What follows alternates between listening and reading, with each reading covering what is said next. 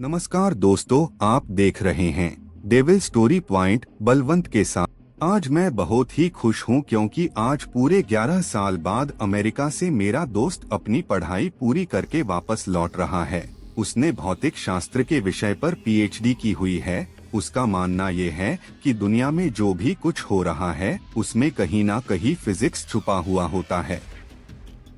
खैर जो भी हो, पर इस कहानी में ऐसा क्या हुआ कि उसकी फिजिक्स भी काम नहीं आई। चलिए आज हम पूरी कहानी बताते हैं। जब वो अमेरिका से वापस आया तो सीधा मुझसे मिलने के लिए मेरे घर पे आ गया और आकर ही मुझसे गले मिल गया। मैं भी उसे देखकर बहुत खुश हो गया। मैंने बोला, अरे शिवम, अमेरिका से कब लौटा? मुझे बताया भी नहीं। तब शिवम बोला, आज ही लौटा हूँ, तुम्हें सरप्राइज देना चाहता था इसीलिए मैंने तुम्हें नहीं बताया। और बता, क्या हाल चाल है? घर में सब कैसे हैं? मैंने कहा, सब बढ़िया है और घर में भी सब अच्छे हैं। तू बता, तू कैसा है? तुम्हारी पढ़ाई पूरी हो गई क्या? हाँ, मेरी पढ़ाई तो कंप्लीट हो गई और अब मैं हमेशा के लिए इंडिया वापस आ गया हूँ। अब हम दोनों मिलके खूब मस्ती करेंगे। मैंने कहा, ठीक है, पर आज तुम्हें मेरे घर पे खाना खाने के लिए आना पड़ेगा। वो बोला, जरूर आऊंगा और बाद में हम कहीं घूमने के लिए जाएंगे, कुछ तूफानी करेंगे, ठीक है ना? मैंने बोला, ठीक है। उसके बाद हम दोनों ने रात को खाना खाने के बाद हमारे गांव के पुराने मंदिर में घूमने के लिए गए।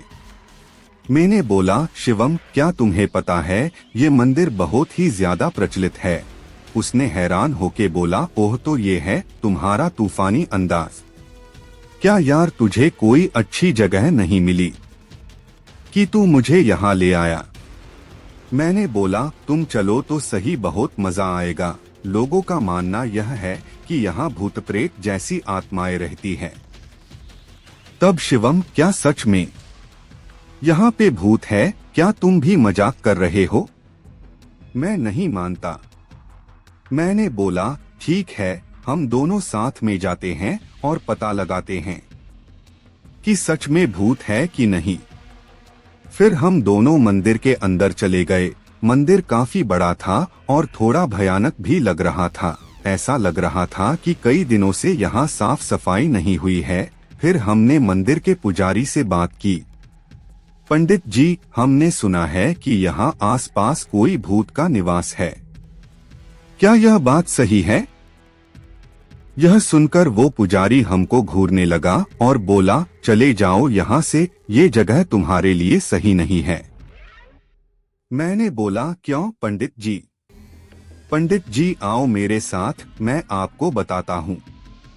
इतना कह के वो हमें एक कमरे में ले गए और हम जैसे ही अंदर गए तो वो पुजारी ने बाहर से उस कमरे को लॉक कर दिया। यह देखकर मैं और मेरा दोस्त शिवम घबरा गए। वहाँ पे अंदर जाके देखा तो हमारे तो होश ही उड़ गए। वहाँ उस रूम के अंदर कई सारे कंकड़ और हाड़पिंजर पड़े थे और बहुत ज्यादा गंदी बांस आ रही थी। उतने में ही पीछे से दो बड़े और भयानक दिखने वाले आदमी आए।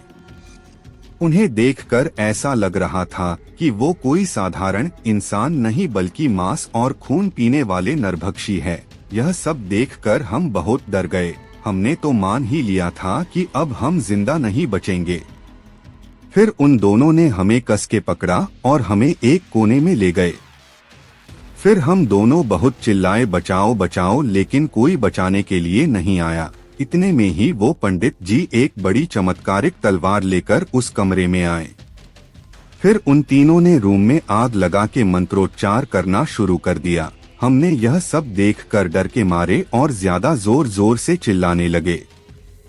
ठीक उसी समय किसी ने बाहर से हमारे रूम का दरवाजा खटखटाया। दरवाजे की खड़खड़ाहट सुनकर उन तीनों ने रूम की आग बुझा दी और दूसरे कमरे में चले गए। हमने तुरंत ही उठकर उस कमरे का दरवाजा खोल दिया। दरवाजे के सामने उस मंदिर के ट्रस्टी और आसपास के रहने वाले लोग खड़े थे।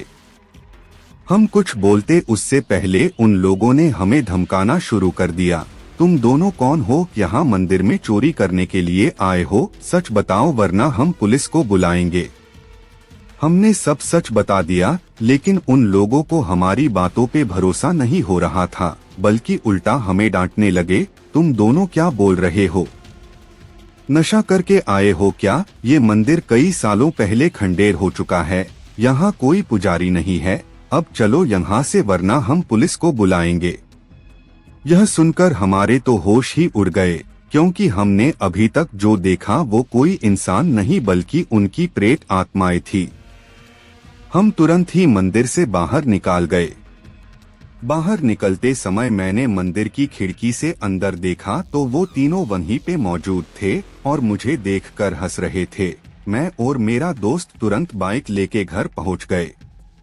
आज भी मैं उसके बारे में सोचता हूँ तो भी मेरा हृदय डर के मारे कांपने लगता है।